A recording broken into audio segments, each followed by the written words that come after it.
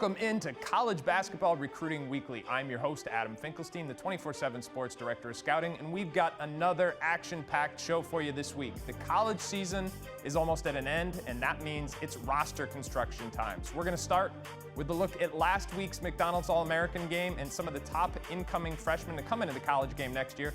Then we're going to go to the latest recruiting intel from around the country. Last but not least, the transfer portal, it's going crazy, and we're going to have three notable additions from the last week. Houston, Texas. It's the capital of the basketball world this week, and not just because of the Final Four. In fact, the Final Four was preceded by the McDonald's All-American game. Myself, Eric Bossi, and Travis Branham were all there. I'm going to bring these guys into the picture. In fact, they are still there in Houston. I got to come home for a few days. Fellas, for those people who only watch the game and the dunk contest on TV, I don't think they realize that things actually start on Saturday. And for NBA scouts, the practices leading up to those nationally televised games and contests are really what's most valuable. We got to watch. Bossi, you were there from the very beginning.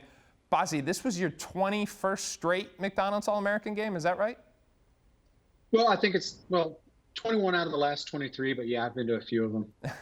All right. Now, I know there was a particular prospect that caught your eye this weekend. Who was it who stood out? I got to say, DJ Wagner, our number 4 player, everyone knows him from Camden, 6'3" combo guard who's headed to Kentucky. He played the best we've seen him play in quite a while. I don't think it's lost on DJ that there's been some questioning about him, not only about how much of an immediate impact can he make at Kentucky, but more specifically about him on the pro level as a 6'3" combo guard and one who hasn't had a ton of, not like a freaky athlete or anything like that. He's been playing like a man possessed. In particular, during the scrimmage, he really wanted to go after any guard that the West put in front of him.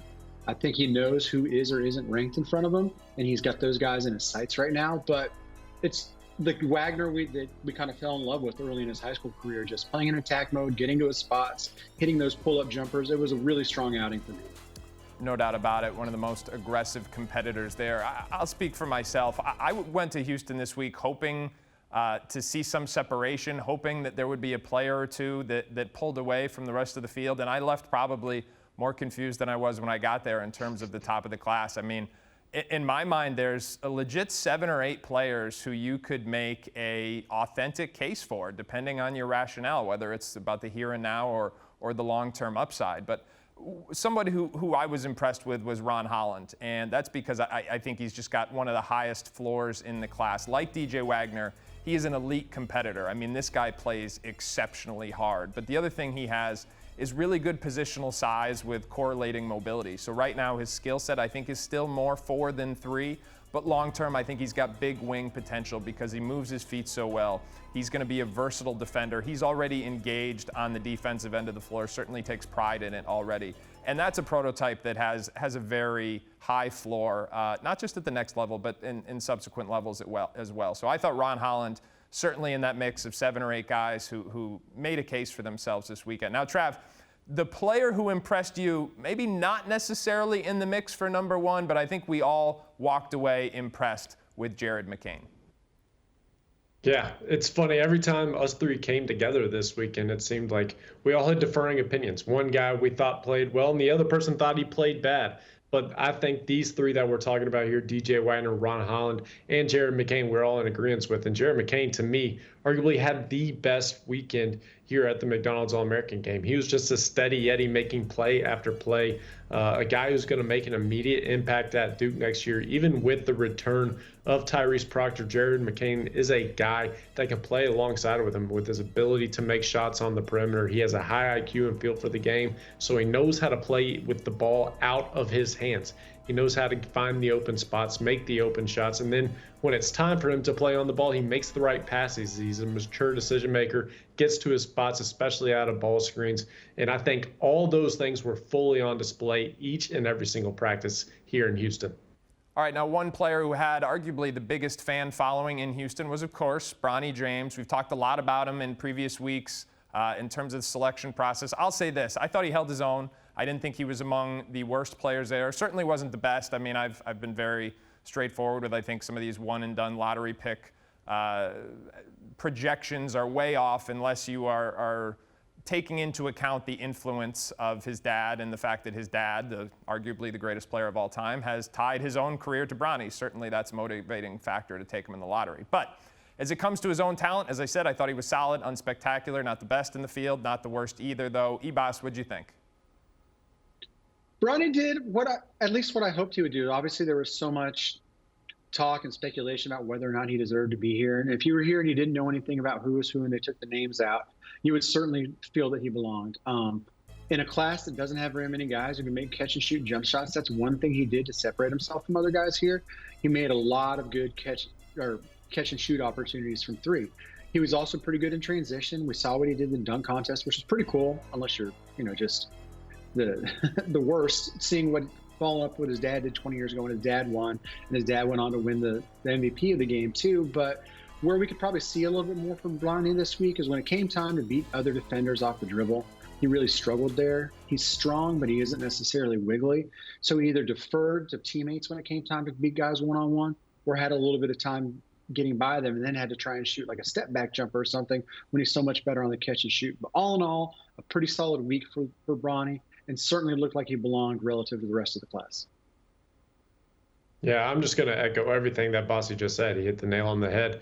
Bronny did a great job making the open shots on the perimeter. The one thing that particularly stood out to me was the struggles he had handling ball pressure. As Bossi said, he struggled to get by guys, but not only that, he was fumbling the basketball when guys were really up in his shirt and getting aggressive with him on defense.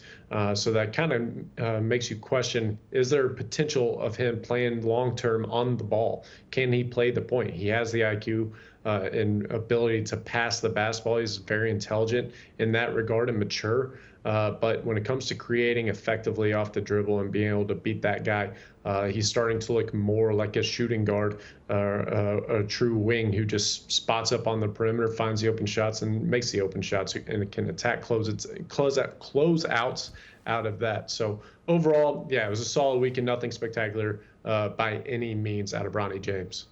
Yeah, I think it was pretty obvious to all those who were there. All right, now, if you're wondering about those beautiful backdrops for Eric and Travis, it's because they are still in Houston, and I am going back because we are on the road in Houston this coming week. Make sure you follow us on the 24/7 Sports channel. We will have shows and coverage Friday, Saturday, Sunday, and Monday.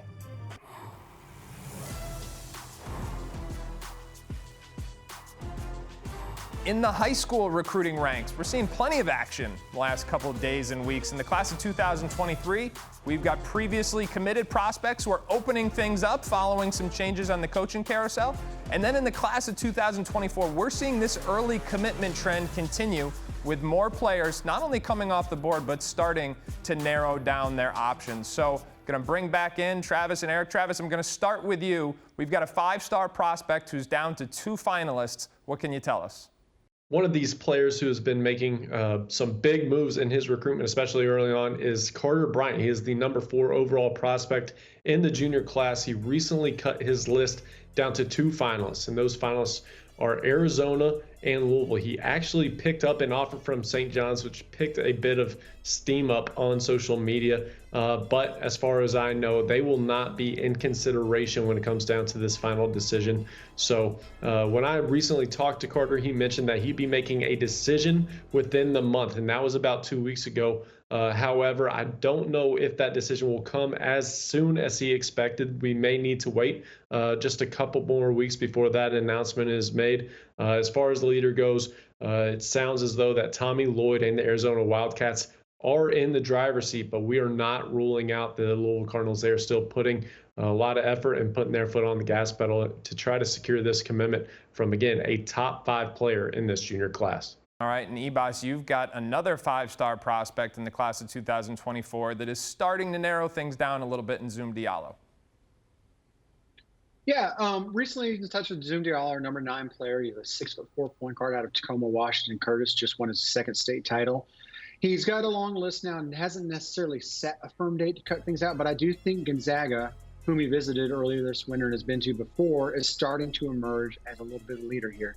He's also been to Arizona. He's also been to Florida State, Kansas. Some others are involved, but he's a big physical point guard who can control things on both ends of the floor with that physicality. But as time goes on, it's looking like Gonzaga is really setting themselves as the favorites. And while there's not a specific timetable, it wouldn't surprise me if he decided a week from now or if it took a month or two. But as of today, I think Gonzaga has emerged as a pretty heavy favorite on this one.